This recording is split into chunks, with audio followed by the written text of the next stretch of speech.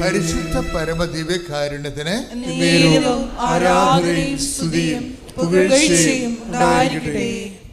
വായിച്ചോളൂ. ഞാൻ നിനക്ക് മുമ്പേ പോകും. മത്തായി 11:10. മത്തായി 11:10. ഇതാ നിനക്ക് മുമ്പേ എന്റെ ദൂതനെ ഞാൻ അയക്കുന്നു. അവൻ നിന്റെ മുമ്പേ പോയി നിനക്ക് വഴിയൊരുക്കും. എപ്പോഴും ഇത് നമുക്ക് കിട്ടിയിരിക്കുന്ന ഉടമ്പടിക്കാർക്ക് കിട്ടിയിരിക്കുന്ന വാഗ്ദാനമാണ്. മനസ്സിലായില്ലേ? നിങ്ങൾക്കറിയാമല്ലോ, ഇപ്പം എബ്രാഹത്തിനോട് പറഞ്ഞാലും വചനങ്ങളെന്ന് പറയുന്നത് ആരോട്? ഉടമ്പടി എടുത്തവർക്ക് വെളിപ്പെടുത്തിയ ജനകോടികൾക്ക് വേണ്ടിയുള്ള ഉത്തരങ്ങളാണ് ബൈബിൾ വചനങ്ങളെല്ലാം. മനസ്സിലായില്ലേ? ഉടമ്പടി എടുത്തവർക്ക്, ദൈവത്തോട് ഉടമ്പടി എടുത്തവർക്ക് ദൈവം വെളിപ്പെടുത്തിയ ഉത്തരങ്ങളാണ് ബൈബിൾ വചനം മുഴുവനും. ഇപ്പോൾ എബ്രഹാം ഉടമ്പടി എടുത്തതാണ് ഇല്ലേ? പിന്നെ മോസസ് ഉടമ്പടി എടുത്തതാണ്. ഈ ഉടമ്പടി എടുത്ത ആൾക്കാർ ജോഷുവ ഉടമ്പടി എടുത്തതാണ്, ഈശോ ഉടമ്പടി എടുത്തതാണ്. ഈ ബൈബിളിലുള്ള എല്ലാ ആൾക്കാരും ഉടമ്പടി എടുത്തവരാണ്. പിതാവിനോടാണ് ഉടമ്പടി എടുത്തതേ ഉള്ളൂ. അപ്പോൾ ഈ എടുത്തവർക്കെല്ലാം ഈ ഉടമ്പടി എടുത്തവരോടാണ് ദൈവം സംസാരിച്ചിരിക്കുന്നത്. അതാണ് ദൈവവചനം മുഴുവനും. ദൈവവചനം എന്താണെന്ന് ചോദിച്ചു കഴിഞ്ഞാൽ നിങ്ങൾ എന്ത് പറയണം?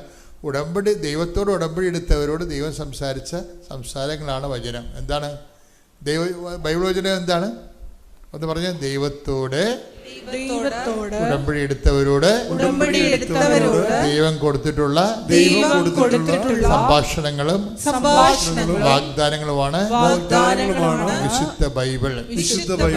അപ്പോൾ ഉടമ്പടി എടുത്തവരോട് സംസാരിച്ചതാണ്. അപ്പോൾ എബ്രഹാം ഉടമ്പടി എടുത്തതാണ്, മോസസ് ഉടമ്പടി എടുത്തതാണ്, ജോഷുവ ഉടമ്പടി എടുത്തതാണ്.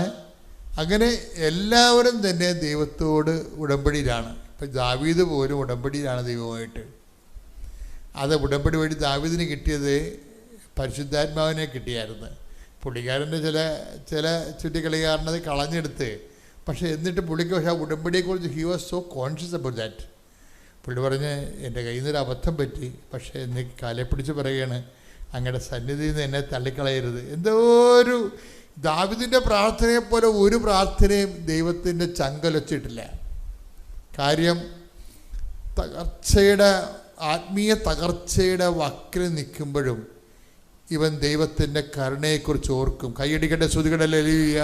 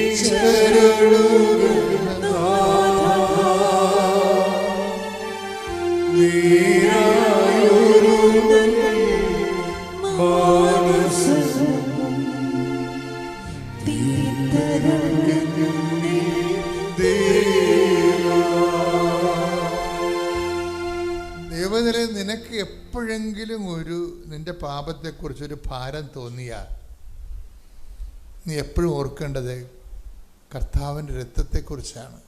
എബ്രാഹത്തിനോ മോസസിനോ ഇല്ലാതിരുന്ന, ജോഷുവയ്ക്കും പിതാക്കന്മാർക്കും പ്രവാചകന്മാർക്കും ഇല്ലാതിരുന്ന ഒരു ആനുകൂല്യം നമുക്കുണ്ട്. എന്താണ്? അവൻ്റെ വിശുദ്ധ രക്തം. കൈയടിക്കട്ടെ, സ്തുതിക്കട്ടെ.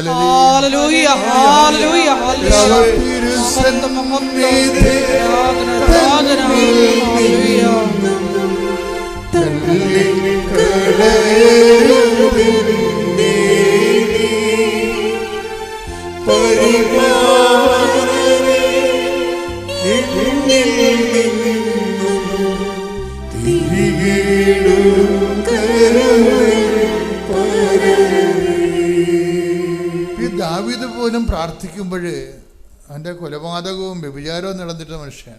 രാജാക്കന്മാരുടെ കാലത്ത് ഈ പൊളിറ്റീഷ്യൻസിന് ഒത്തിരിയേറെ എപ്പോഴും ഇതുപോലെയുള്ള സംഘർഷങ്ങളും തിന്മയിലേക്ക് പോകാനുള്ള സാധ്യത ഉണ്ടാവും. അങ്ങനെ ഒരു പൊളിറ്റീഷ്യനായിരുന്നു ഈ ദാവീദ്. അങ്ങനെ ദാവീദ് വീണു പോയതാണ്. പക്ഷെ വീണു പോകുമ്പോഴും ഈ അത്യാഹിതത്തിൻ്റെ ആഴങ്ങൾ നിന്നുകൊണ്ടും ദൈവത്തിൻ്റെ കരുണയെക്കുറിച്ച് ദാവീദിന് ഒരു പ്രാർത്ഥന കിട്ടിയത് വരാൻ പോകുന്ന യേശുവിലൂടെ ദൈവം നൽകുന്ന ക്ഷമയുടെ അടിസ്ഥാനത്തിലാണ് പിതാവായ ദൈവം ദാവീദിനോട് പൊറുക്കണത്. ശ്രദ്ധിക്കട്ടെ. ഹല്ലേലൂയ, ഹല്ലേലൂയ, ഹല്ലേലൂയ, ഹല്ലേലൂയ,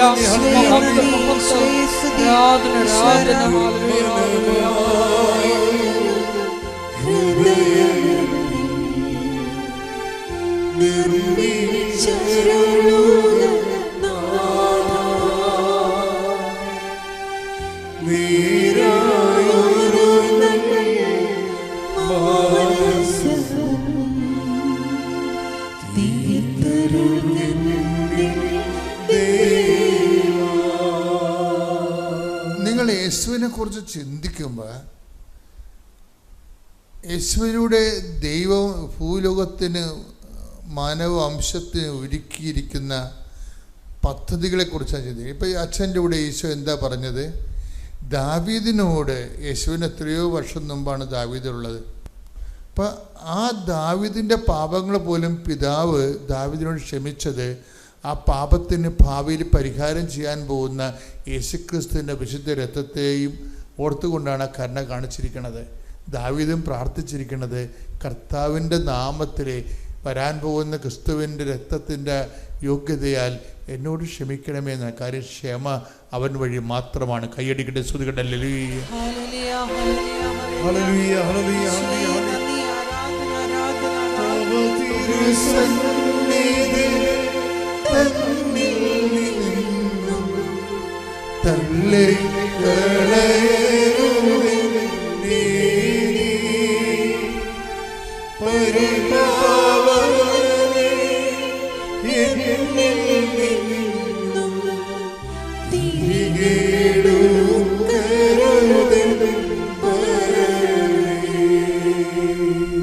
യോഹന്നാന്റെ 1-ാമത്തെ ലേഖനത്തിൽ 7-ാമത്തെ വാക്യം വായിക്കാം. യോഹന്നാന്റെ 1-ാമത്തെ ലേഖനത്തിൽ 7-ാമത്തെ വാക്യം. സ്തുതിക്കട്ടെ. ഹല്ലേലൂയ,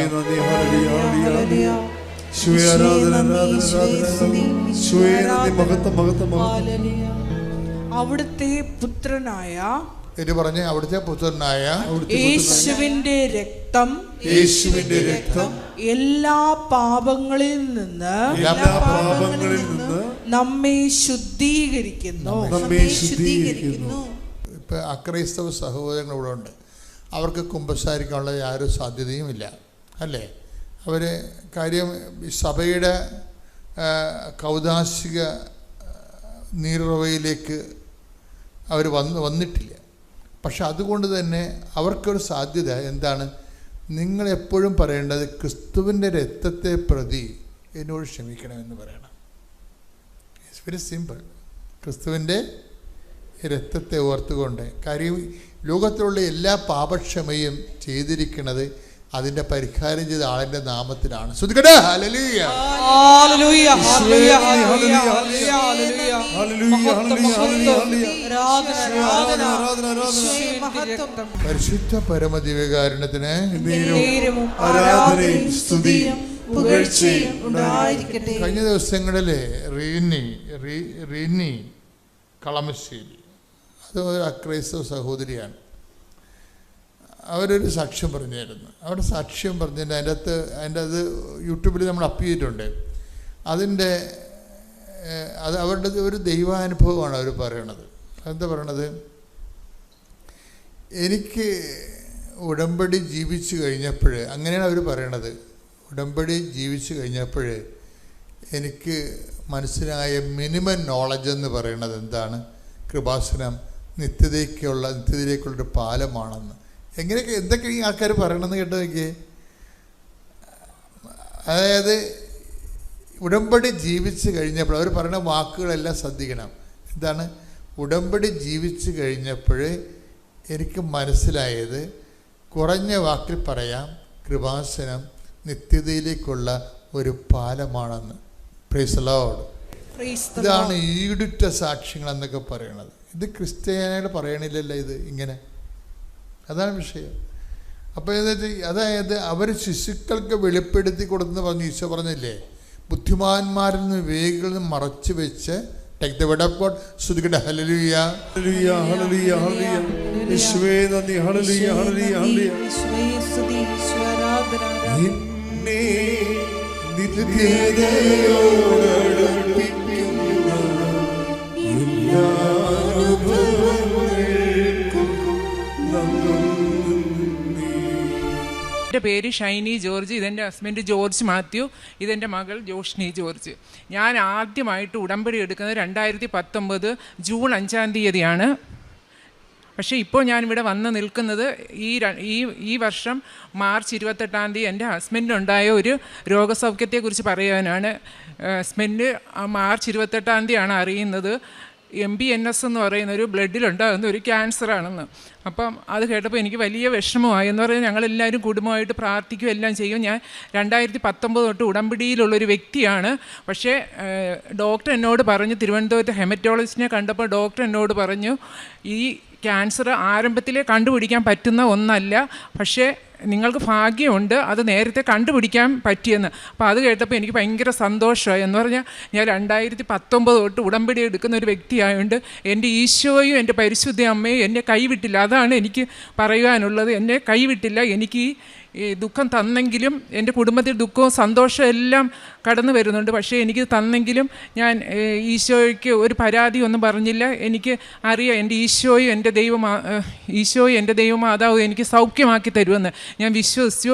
ഞാനാണെങ്കിൽ ഇവിടെ വന്ന് ഉടമ്പടി പുതുക്കി ഏപ്രിൽ 5-ാം തീയതി ഞാൻ ഇവിടെ വന്ന് ഉടമ്പടി പുതുക്കി. ഞാൻ എന്നിട്ട് തിരുവനന്തപുരത്ത് നിന്ന് ചെന്നപ്പോൾ ഡോക്ടർ പറഞ്ഞു ഒരു ബ്ലഡ് ടെസ്റ്റ് ഉണ്ട്, അത് 2-3 ആഴ്ച എടുക്കും അതിൻ്റെ റിസൾട്ട് വരാൻ. അതുവരെ നമ്മൾ വെയിറ്റ് ചെയ്യണം. അപ്പോൾ എൻ്റെ ഹസ്ബൻഡ് ഭയങ്കര ക്ഷീണവും തളർച്ചയും നല്ല ആക്റ്റീവായിട്ട് നടന്നൊരു വ്യക്തിയായിരുന്നു. അപ്പം ഒരു 10-20 ദിവസം കൊണ്ട് ഭയങ്കര ക്ഷീണവും തളർച്ചയും അങ്ങനെ വന്നപ്പോൾ എനിക്കത് ഭയങ്കര വിഷമമായി. അപ്പം ഡോക്ടർ എന്നോട് പറഞ്ഞു, ഇത് ആരംഭത്തിൽ കണ്ടുപിടിച്ചുകൊണ്ട് നിങ്ങളൊന്നും പേടിക്കണ്ട, നിങ്ങൾക്ക് ഭാഗ്യമുണ്ടെന്ന് പറഞ്ഞു. അപ്പോഴും ഈ ബ്ലഡിൻ്റെ റിസൾട്ട് വരാൻ 2-3 ആഴ്ച എടുക്കുന്നതുകൊണ്ട് ഞങ്ങൾ വിചാരിച്ച് ഈ ക്ഷീണം കൊണ്ട് എങ്ങനെ ഇരിക്കും. അങ്ങനെ 6-ാം തീയതി ഞങ്ങൾ വെല്ലൂരേക്ക് പോകാനായിട്ട് അപ്പോയിൻമെൻ്റ് എടുത്തു. അപ്പം ഏപ്രിൽ 6-ാം തീയതി വെല്ലൂർ പോകുന്നതിന് മുന്നേ ഏപ്രിൽ 5-ാം തീയതി ഞാനിവിടെ വന്ന് എൻ്റെ ഉടമ്പടി പുതുക്കി ഞാൻ എൻ്റെ മാതാവിനോട് പ്രാർത്ഥിച്ചു. അത് എനിക്കിവിടെ ഞാൻ എപ്പോഴും വരുമ്പോൾ എൻ്റെ ഒരു വലിയ ആഗ്രഹമായിരുന്നു എൻ്റെ മാതാവിനെ എനിക്കൊന്ന് ഹോൾഡ് ചെയ്യണമെന്നുള്ളത്. പക്ഷേ എൻ്റെ മാതാവ് എന്നെ അതിനനുവദിച്ചു. ഞാനും എൻ്റെ സങ്കടം കണ്ടതുപോലെ എൻ്റെ നിയോഗം അവിടെ വെച്ച് പ്രാർത്ഥിക്കാനായിട്ട് എൻ്റെ മാതാവിനെ എനിക്ക് ഹോൾഡ് ചെയ്യാനായിട്ടുള്ള വലിയൊരു ഭാഗ്യം ലഭിച്ചു. അപ്പോഴേ ഞാൻ വിചാരിച്ച് എൻ്റെ ഹസ്ബൻഡിന് പൂർണ്ണ സൗഖ്യം ലഭിക്കുമെന്നും ഇതണക്ക് ഒരു സാക്ഷ്യം വന്ന് പറയണമെന്നും എനിക്ക് ഭയങ്കര ആഗ്രഹമായിരുന്നു. ഞാൻ 2019 ഉടമ്പടി എടുത്തതെന്ന് പറഞ്ഞു. പക്ഷേ അന്ന് എൻ്റെ മകൾക്ക് വേണ്ടിയിട്ടാണ് ഞാൻ വന്നെടുത്തത്. അന്ന് എനിക്ക് ഉടമ്പടിയെക്കുറിച്ച് ഒന്നും അറിയത്തില്ല. അപ്പം മകളുടെ രോഗസൗഖ്യത്തിന് വേണ്ടിയായിരുന്നു വന്നെടുത്തത്. പക്ഷേ എനിക്ക് അങ്ങനെ വലിയ ഇതൊന്നും ഇല്ലായിരുന്നു. പക്ഷേ ഞാൻ 5-6 കാര്യങ്ങൾ വെച്ചതിൽ എനിക്ക് 4 കാര്യങ്ങൾ സാധിച്ചു തന്നു. പക്ഷേ ഈ ഒരു വലിയ സാക്ഷ്യം പറയുവാനായിട്ടാണ് എന്നെ ദൈവം ഇവിടെ അനുവദിച്ചത്.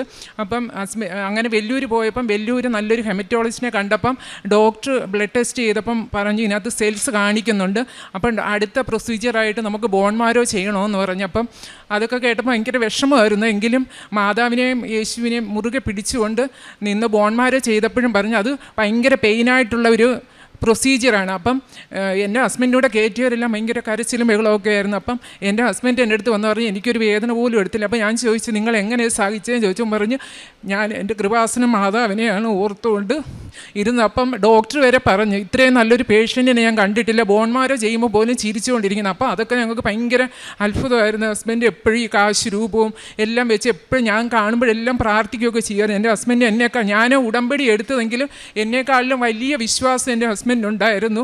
അതുകൊണ്ടൊക്കെയാണ് ഞങ്ങൾക്ക് ഈ രോഗസൗഖ്യം കിട്ടിയത് ഞാൻ പൂർണ്ണമായിട്ടും വിശ്വസിക്കുന്നു. അപ്പം ബോൺമാരോ ചെയ്തപ്പോൾ പിറ്റേന്ന് ഡോക്ടർ പറഞ്ഞ് ബോൺമാരയിൽ സെല്ല് കാണിക്കുന്നുണ്ട്. അപ്പം ബയോപ്സി വരാതെ ഒന്നും പറയാൻ പറ്റത്തില്ല. അപ്പം 1 മാസമാണ് അതിന് എടുക്കുന്നത്. അപ്പം നിങ്ങൾ ഈ കഴിഞ്ഞ മെയ് 8-ാം തീയതി വന്നാൽ മതി, അപ്പോഴത്തേക്ക് 1 മാസം അപ്പം വരുമ്പോൾ എല്ലാം പറയാമെന്ന് പറഞ്ഞു വിശദമായിട്ട്. അപ്പം ഞങ്ങൾക്ക് 1 മാസം ഉണ്ടായിരുന്നു. ഞാൻ എന്നും ഉടമ്പടി തൈലവും കാശുരൂപവും തേനും ഒക്കെ വെച്ച് പ്രാർത്ഥിക്കുമായിരുന്നു. ഹസ്ബൻഡിനെ പുരട്ടി എല്ലാം നല്ല പ്രാർത്ഥിക്കുമായിരുന്നു. പ്രത്യക്ഷീകരണ പ്രാർത്ഥനയും എല്ലാം ഞാൻ കറക്റ്റായിട്ട് പ്രാർത്ഥിക്കുമായിരുന്നു. അങ്ങനെ പ്രാർത്ഥിച്ചതിൻ്റെ ഫലമായിട്ട് റിസൾട്ട് വന്ന് ഞങ്ങൾ വെല്ലൂർ ചെന്നപ്പം ഡോക്ടർ പറഞ്ഞു ഒന്നും പേടിക്കാനില്ല, ഈ സെല്ല് ക്യാൻസറിൻ്റെ എല്ലാം ഒന്നും പേടിക്കാനില്ല. പക്ഷേ ഡോക്ടർ ഇങ്ങനെ പറഞ്ഞ് ഇത് കണ്ടുപിടിച്ചത് ഒരു ഭാഗ്യമാണ്. പക്ഷേ ഈ 100-ൽ ഒരു 10 പേർക്ക് ഇത് ഫ്യൂച്ചറിൽ ഇത് ക്യാൻസർ ആവാനുള്ള സാധ്യതയുണ്ട്. ഞാൻ പൂർണ്ണമായിട്ടും വിശ്വസിക്കുന്നു. എൻ്റെ ഈശോയും എൻ്റെ ദൈവമാതാവും ഞങ്ങൾക്കൊന്നും വരുത്തത്തില്ലെന്ന്. എൻ്റെ മാതാവും ഈശോയും എനിക്ക് ആദ്യമായിട്ട് ഇത് ആരംഭത്തിൽ കാണിച്ചു തന്നു. ഡോക്ടർ പറഞ്ഞാൽ ഇത് അങ്ങനെ കണ്ടുപിടിക്കാൻ പറ്റുന്ന ഒന്നല്ലെന്ന്. അപ്പം ഈശോയ്ക്കും ദൈവമാതാവിനും 1000 കോടി സ്തോത്രവും നന്ദി അർപ്പിക്കുന്നു.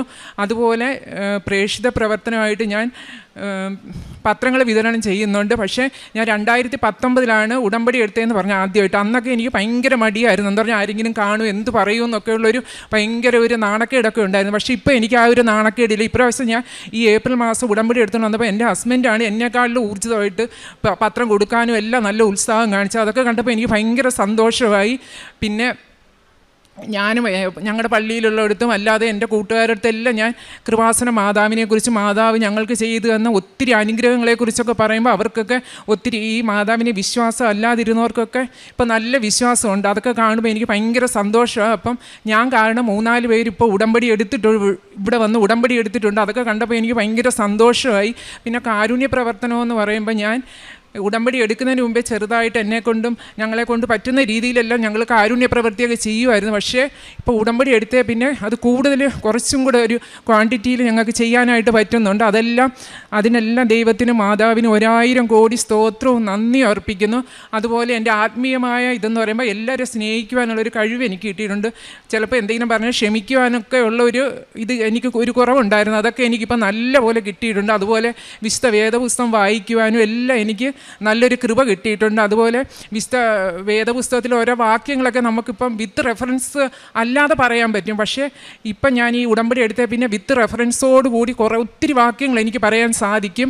പക്ഷേ ഒരു പെട്ടെന്ന് ചോദിച്ച ഒരു 10 എണ്ണമൊക്കെ എനിക്ക് വിത്ത് റെഫറൻസോട് പറയാനുള്ളൊരു കൃപയുണ്ട്. അതൊക്കെ ഞാൻ ഈ ഉടമ്പടി എടുത്തേ പിന്നെ എനിക്ക് കിട്ടിയ ഓരോ ആത്മീയമായിട്ടുള്ളൊരു കൃപകളാണ്. അതിനെല്ലാം ഈശോയ്ക്കും ദൈവമാതാവിനും 1000 കോടി സ്തോത്രവും നന്ദി അർപ്പിക്കുന്നു. അതുപോലെ തന്നെ എപ്പോഴും ജീവിതകാലം മൊത്തം ഈശോയ്ക്കും പരിശുദ്ധ അമ്മയ്ക്കും വേണ്ടി ജീവിക്കാൻ ഞാൻ ആഗ്രഹിക്കുന്നു. അവരുടെ ദൈവസ്നേഹത്തിൽ നിന്ന് ഒരിക്കലും വേർവിട്ട് പോകരുതേ എന്നാണ് എൻ്റെ പ്രാർത്ഥന. അതിനുവേണ്ടി ഞാൻ ദൈവത്തിൻ്റെ കൃപയ്ക്കായിട്ടും പ്രാർത്ഥിക്കുന്നു. ഈശോയ്ക്കും പരിശുദ്ധ ദൈവമാതാവിനും 1000 കോടി സ്തോത്രവും നന്ദി അർപ്പിക്കുന്നു. ഈശോയ്ക്കും ദൈവമാതാവിനും 1000 നന്ദി പറയുന്നു. എനിക്ക് പെട്ടെന്ന് തന്നെ സൗഖ്യം കിട്ടുകയും അത് റിസൾട്ട് നല്ല ഡോക്ടർ പ്രതീക്ഷിച്ചതിലും നല്ലൊരു റിസൾട്ടാണ് എനിക്ക് കിട്ടിയത്. അതിന് ഞാൻ 1000 നന്ദി ഈശോയോടും മാതാവിനോടും അർപ്പിക്കുകയാണ്. പരിശുദ്ധ അമ്മയ്ക്കും തിരുക്കുമാരനും 1000 നന്ദി. എൻ്റെ പേര് നീനു ജോർജ്. ഇത് എൻ്റെ ഹസ്ബൻഡ് ജോർജ് ജോസഫ്. ഇത് ഞങ്ങളുടെ മകൻ ഇവാൻ ജോർജ് ജോസഫ്. ഞങ്ങൾ വരുന്നത് കാഞ്ഞിരപ്പള്ളി രൂപതയിലെ കൂവപ്പള്ളി ഇടവകയിൽ നിന്നാണ്. 2019 ഞാൻ ആദ്യമായി തീർത്ഥാടന ഉടമ്പടി എടുത്തത്. ആ ഉടമ്പടിയിലെ നിയോഗങ്ങളെല്ലാം സാധിച്ചു കിട്ടിയിരുന്നു, സാക്ഷ്യവും പറഞ്ഞിരുന്നു. അതിനുശേഷം ഞങ്ങൾ 2022 ജർമ്മനിയിലേക്ക് ജോലിക്കായി പോയി. അത് കഴിഞ്ഞ് മുതൽ ഓൺലൈൻ ഉടമ്പടിയാണ് എടുത്തുകൊണ്ടിരുന്നത്. സാക്ഷ്യം പറയാൻ താമസിച്ചതിൽ ആദ്യമായി ക്ഷമാർപ്പണം മാതാവിനോട് ഈശോയോടും ചോദിക്കുന്നു. ആദ്യമായി ഞങ്ങൾ ജർമ്മനിയിൽ എത്തിയതിന് ശേഷം ഫസ്റ്റ് രജിസ്ട്രേഷൻ എക്സാം ഉണ്ടായിരുന്നു. അപ്പം ഞങ്ങൾ 5 പേര് ഇവിടുന്ന് ഒന്നിച്ചാണ് പോയത്. അപ്പം ഞങ്ങൾ 5 പേരും ഫസ്റ്റ് അറ്റംപ്റ്റിൽ തന്നെ പാസ്സാകണമെന്ന് പ്രാർത്ഥിച്ചിരുന്നു. അതുപോലെ തന്നെ PR-ൻ്റെ എക്സാം, 2 എക്സാമുകൾക്കും ഞങ്ങൾ യൂട്യൂബിൽ ഉടമ്പടി ധ്യാനം കൂടി പ്രാർത്ഥിച്ചു, ആരാധന കൂടി പ്രാർത്ഥിച്ചിരുന്നു. അതുപോലെ തന്നെ ഉടമ്പടി കാശ് രൂപം കൊണ്ടാണ് ഞങ്ങൾ എക്സാമിന് പോയത്. ഈ 2 എക്സാമുകളും ഞങ്ങളെല്ലാവരും ഫസ്റ്റ് അറ്റംപ്റ്റിൽ തന്നെ പാസ്സായി. ഈശോയ്ക്കും തിരുക്കുമാരനും 1000 നന്ദി. രണ്ടാമത്തെ സാക്ഷ്യം, ഞങ്ങളവിടെ എത്തിക്കഴിഞ്ഞ് ഒരു വീട് കണ്ടെത്തുക എന്നുള്ളത് ബുദ്ധിമുട്ടുള്ള കാര്യമായിരുന്നു. അപ്പം 3 മാസമായി ഞങ്ങൾ വീടിന് വേണ്ടി ശ്രമിച്ചിട്ടും വീട് കിട്ടിയില്ല. അപ്പം ഞങ്ങൾ ഓൺലൈൻ ഉടമ്പടി എടുത്തു. നിയോഗം വെച്ച് പ്രാർത്ഥിച്ച ആ മാസം തന്നെ ഞങ്ങൾ ആഗ്രഹിച്ചത് പള്ളി അടുത്തുണ്ടായിരിക്കണം, സ്കൂളും അടുത്തുണ്ടായിരിക്കണം എന്നാണ് ആഗ്രഹിച്ചത്. അതുപോലെ തന്നെ ഞങ്ങൾക്ക് താങ്ങാൻ പറ്റുന്നൊരു റെൻ്റ് ആയിരിക്കണമെന്നും പ്രാർത്ഥിച്ചിരുന്നു. അതുപോലെ തന്നെ ഞങ്ങൾക്ക് ദൈവകൃപയാൽ നല്ലൊരു വീട്, ഞങ്ങൾക്ക് താങ്ങാൻ പറ്റുന്ന രീതിയിൽ നല്ലൊരു വീട് തന്ന് ദൈവം ഞങ്ങളെ അനുഗ്രഹിച്ചു. അതുപോലെ തന്നെ 3ാമത്തെ നിയോഗം, അടുത്ത് ഞങ്ങൾ ഫാമിലി വിസയ്ക്ക് അപ്ലൈ ചെയ്തിരുന്നു.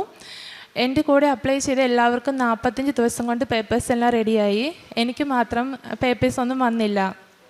അപ്പോൾ ഞങ്ങൾ വിളിച്ചു ചോദിച്ചപ്പോൾ ഇനിയും 3 മാസം കൂടി എടുക്കുമെന്ന് പറഞ്ഞപ്പോൾ എനിക്ക് ഭയങ്കര സങ്കടമായി. അപ്പോൾ ഞാൻ ഓൺലൈൻ ഉടമ്പടി എടുത്ത് പ്രാർത്ഥിച്ചു. 3 മാസം എന്ന് പറഞ്ഞത് 3 ദിവസം കൊണ്ട് എനിക്ക് ഞങ്ങളുടെ ഫാമിലി വിസ ഓക്കെ ആയി. എനിക്ക് ആ മാസം തന്നെ നാട്ടിൽ വരാനും ഫാമിലി അങ്ങോട്ട് കൊണ്ടുവരാനും സാധിച്ചു. അടുത്ത സാക്ഷ്യം എൻ്റെ മകന് വേണ്ടിയുള്ളതാണ്.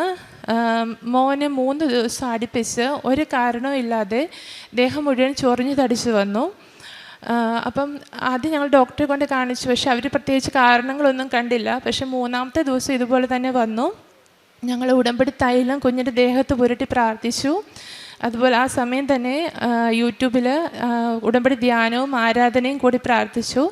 അതിനുശേഷം ഇന്നേ വരെ മോനെ അങ്ങനെ ഒരു അസുഖം ഉണ്ടായിട്ടില്ല. അതിൽ നിന്ന് പൂർണ്ണ സൗഖ്യം മോന് ലഭിച്ചു. അതുപോലെ തന്നെ മകനെ പഠിക്കാൻ വിളിക്കുമ്പോൾ ഒരു 4 വയസ്സ് മുതൽ അവന് പഠിക്കാൻ വന്നിരിക്കാൻ മടിയാണ്. വന്നിരുന്നാൽ തന്നെ കോൺസെൻട്രേഷനോടെ ഇരിക്കില്ല, ഒരു 2-3 മിനിറ്റ് ഇരിക്കുള്ളൂ, അതിൽ കൂടുതൽ ഇരിക്കില്ല. അപ്പം ഞങ്ങൾക്ക് തന്നെ അത് ബുദ്ധിമുട്ടായി. നമ്മൾ ഭയങ്കരമായിട്ട് ദേഷ്യപ്പെടാനൊക്കെ തുടങ്ങി. അപ്പോൾ ആ അവസ്ഥയ്ക്ക് ഒരു മാറ്റം വരണമെന്ന് ചിന്തിച്ചു. അന്ന് മുതൽ ഞാൻ മോന് ഉടമ്പടി ഉപ്പ് ആദ്യം കൊടുത്ത് പ്രാർത്ഥിക്കും, എന്നിട്ട് പഠിപ്പിക്കാൻ തുടങ്ങി. ഇപ്പം മകൻ മിടുക്കനായി പഠിക്കുന്നു. വിളിച്ചാൽ വരാൻ മടിയൊന്നുമില്ല, അവൻ മിടുക്കനായിരിക്കുന്നു.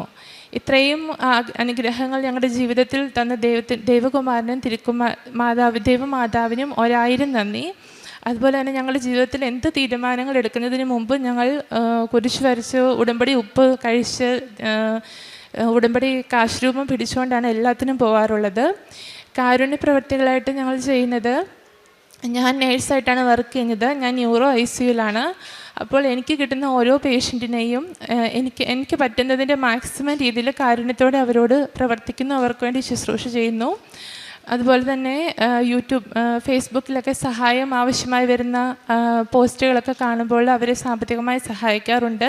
പിന്നെ ഞങ്ങളുടെ ഇടയിൽ തന്നെ ആർക്കെങ്കിലും അസുഖങ്ങളൊക്കെ വന്നാൽ ഉടമ്പടി ഉപ്പും ഉടമ്പടി തൈലവും ഒക്കെ കുരിശ് വരച്ച് പ്രാർത്ഥിച്ച് അവർക്ക് ആശ്വാസം ലഭിക്കാറുണ്ട്. അതുപോലെ തന്നെ പ്രേക്ഷിത പ്രവർത്തനമായി യൂട്യൂബിൽ ഉടമ്പടി ധ്യാനം കണ്ട് പ്രാർത്ഥിക്കും. അതുപോലെ തന്നെ ഷെയർ ചെയ്യുകയും സ്റ്റാറ്റസ് ഇടുകയും ചെയ്യാറുണ്ട്. പിന്നെ കൃപാസനത്തിലെ പത്രം ഇവിടെ നിന്ന് ഞങ്ങൾക്ക് നാട്ടിൽ നിന്ന് എൻ്റെ ചേച്ചി 2 പ്രാവശ്യം എനിക്ക് അയച്ചു തന്നിരുന്നു. അപ്പം അല്ലാണ്ട് ഇവിടെ ലീവിന് വരുമ്പോൾ ഞങ്ങൾ പത്രം വാങ്ങിക്കൊണ്ട് പോകും. അപ്പോൾ അതെൻ്റെ കൂട്ടുകാർക്കും, പിന്നെ ഞങ്ങൾക്ക് മലയാളം കുർബാനയുള്ള പള്ളിയുണ്ട്, അവിടെയും കൊണ്ട് എല്ലാവർക്കും വിശ്വാസപ്രമാണം ചൊല്ലി പ്രാർത്ഥിച്ച് കൊടുക്കും. പിന്നെ ആധ്യാത്മികമായി എനിക്കുണ്ടായ വളർച്ചയെന്ന് പറഞ്ഞാൽ, ഞാൻ പെട്ടെന്ന് റിയാക്ട് ചെയ്യുന്ന ആളായിരുന്നു. എനിക്ക് കുറേ കൂടി മൗനം പാലിക്കാൻ എനിക്കിപ്പോൾ സാധിക്കുന്നുണ്ട്. അതുപോലെ തന്നെ എന്തെങ്കിലും ഒരു പെട്ടെന്ന് ദേഷ്യം വരികയൊക്കെ ചെയ്യുവാണെങ്കിലും തിരിച്ചു പറയാൻ തോന്നിയാലും തിരിച്ചു പറയാണ്ട് കുറച്ചുകൂടി എളിമയോടെ വിനയത്തോടെ ജീവിക്കാനുള്ളൊരു കൃപ തന്ന ദൈവം ഞങ്ങളെ അനുഗ്രഹിച്ചു. ഞങ്ങളുടെ കുടുംബജീവിതത്തിലും ദൈവം ഓരോ ദിവസവും നിരവധി അനുഗ്രഹങ്ങൾ തന്ന് അനുഗ്രഹിച്ചുകൊണ്ടിരിക്കുന്നു. ഈശോയ്ക്കും തിരുക്കുമാരനും 1000 നന്ദി. സാക്ഷ്യം പറയാൻ താമസിച്ചതിലും ക്ഷമാർപ്പണം ചെയ്യുന്നു. പരിശുദ്ധ അമ്മയ്ക്കും തിരുക്കുമാരനും 1000 നന്ദി. എൻ്റെ പേര് JP ചെറിയാൻ. ഞങ്ങൾ വരുന്നത് തിരുവനന്തപുരത്തു നിന്നാണ്. ഒത്തിരി സന്തോഷത്തോടെയാണ് ഞാൻ ഈ ആൾത്താരെ നിൽക്കുന്നത്. ഇതെൻ്റെ ഹസ്ബൻഡ് സാബു ജോർജ്. ഞാൻ സെൻറ്റ് മേരീസ് ഹയർ സെക്കൻഡറി സ്കൂളിൽ ഒരു ഹൈസ്കൂൾ ഇംഗ്ലീഷ് ടീച്ചറായിട്ട് 22 വർഷമായിട്ട് ശുശ്രൂഷ ചെയ്യുന്നു.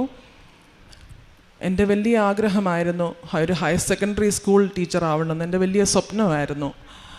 പക്ഷേ ഹയർ സെക്കൻഡറി സ്കൂളിൽ പഠിപ്പിക്കണമെങ്കിൽ സെറ്റ് പാസ്സാവണം. പക്ഷേ എനിക്ക് സെറ്റ് ഞാൻ എഴുതി, എനിക്ക് പാസ്സാവാൻ പറ്റിയില്ല. അപ്പോൾ ഞാൻ ഒത്തിരി സങ്കടപ്പെട്ടു. ഞാനിനി എങ്ങനെ, ഇനി റിട്ടയർ ആവാൻ വളരെ കുറച്ച് വർഷങ്ങളും കൂടെ ഉള്ളൂ. അപ്പോൾ അതിനുള്ളിൽ എനിക്ക് ഹയർ സെക്കൻഡറിയിൽ കയറണം, എൻ്റെ വലിയ ആഗ്രഹമായിരുന്നു.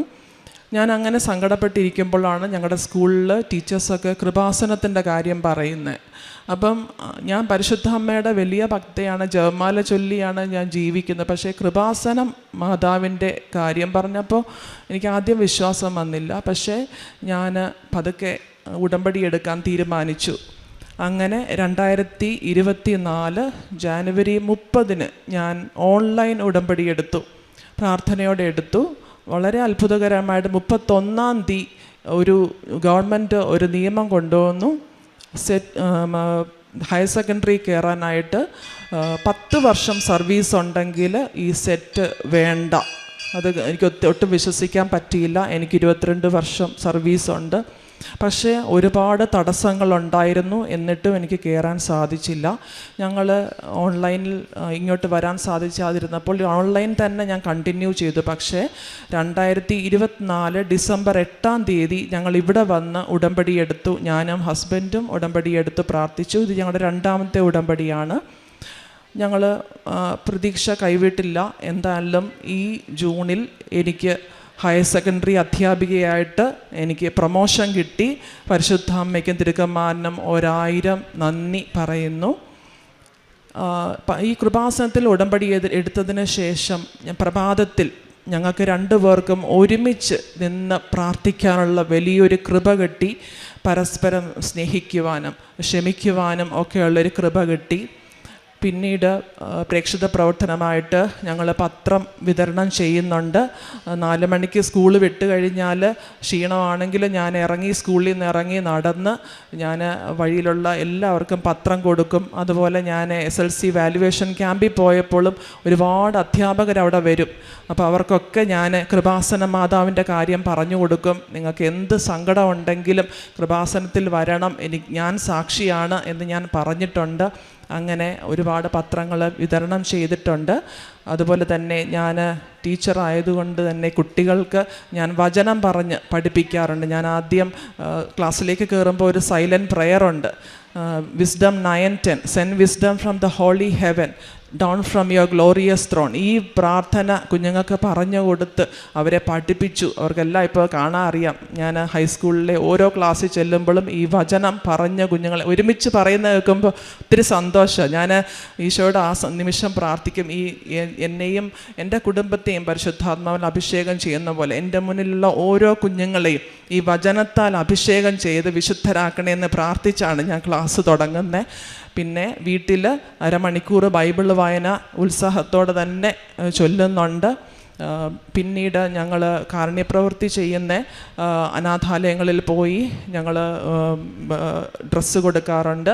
അതുപോലെ തന്നെ പൊതിച്ചോറിന് സാമ്പത്തിക സഹായം ചെയ്യാറുണ്ട്. അതുപോലെ തന്നെ ഞങ്ങൾ PMR തിരുവനന്തപുരത്തൊരു PMR ഉണ്ട്. അതുപോലെ തന്നെ മെഡിക്കൽ കോളേജിൽ അവിടെ ഈ തൈലവുമായിട്ട് ചെന്ന് രോഗികളുടെ അടുത്ത് ചെന്ന് അവരുടെ നെറ്റിയിൽ കുരിശ് വരച്ച് അവർക്ക് വേണ്ടി അവിടെ നിന്ന് പ്രാർത്ഥിക്കാറുണ്ട്. ഇനിയും എൻ്റെ വലിയ ആഗ്രഹമാണ് ഞങ്ങൾക്ക് ഈ ഉടമ്പടിയിൽ ഉറച്ചു നിന്നുകൊണ്ട് പരിശുദ്ധ അമ്മയ്ക്കും തിരുക്കുമാരനും വിശ്വസ്തരായിട്ട് മരണം വരെ ഇങ്ങനെ ഈ ഉടമ്പടിയിൽ ഉറച്ചു വിശ്വസിച്ചുകൊണ്ട് മുന്നോട്ട് വിശുദ്ധരായി ജീവിക്കണം എന്നാണ് ഞങ്ങളുടെ 2 പേരുടെയും ആഗ്രഹം. മക്കളെയും വിശുദ്ധരായി ജീവിക്കാൻ പഠിപ്പിക്കുന്നു. അവരെയും വചനം പറഞ്ഞ് ആണ് ഞങ്ങൾ അവരെ വളർത്തുന്നത്. കുടുംബത്തിൽ ഞാൻ എപ്പോഴും പറയും, ഞാൻ ഈ ഉപ്പ് ഞാൻ അടുക്കളയിൽ ജോലി ചെയ്യുമ്പോൾ ഈ ഉപ്പ് ഞാൻ കറി ഉണ്ടാക്കുമ്പോൾ കറിക്കകത്തും ഒക്കെ ഞാൻ ഇടുമ്പോൾ വിശ്വാസ പ്രമാണം ചൊല്ലി ഈ ഉപ്പിട്ടാണ് ഞാൻ ഉണ്ടാക്കുന്നത്. അപ്പോൾ ഞാനപ്പോൾ പ്രാർത്ഥിക്കും, എല്ലാവരെയും വിശുദ്ധിയിൽ ജീവിക്കാനുള്ള കൃപ കൊടുക്കണേ എന്ന് പ്രാർത്ഥിച്ചാണ് ഞാൻ മുന്നോട്ട് പോകുന്നത്. പരിശുദ്ധ അമ്മയ്ക്കും തിരുക്കുമാരനും 1000 നന്ദി.